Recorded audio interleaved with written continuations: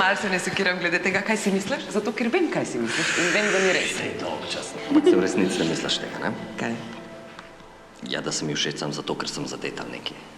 In nije droge na svetu, ki bi te pripravila do tega, da sam pogledaš nekoga in bi se res zaljubil vanj. Ja pa je. Ne zares. Ja pa je. Ne, ali pa da bi sam poslušal neko...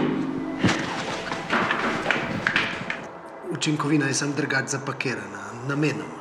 Tako da ta tvoj dobiva učinkovino.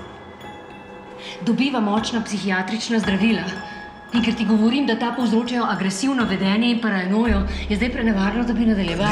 Ne vemo, če je vzrok za to zdravilo. A nisi ravnokar rekla, sama si ravnokar rekla, da je vzrok odnos s tisto punco.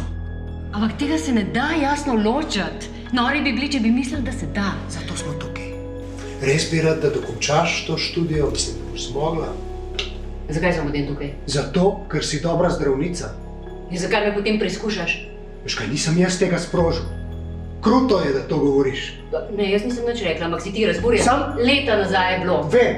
In od takrat imam te epizode, kot jim ti rečeš. Vem. Ampak nič nisi ti kriv.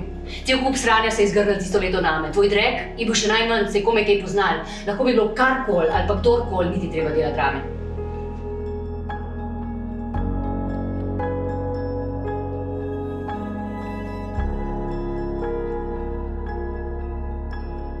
Kaj, sorry, zdaj ne fuck off, zdaj je že rem te vaše tablete.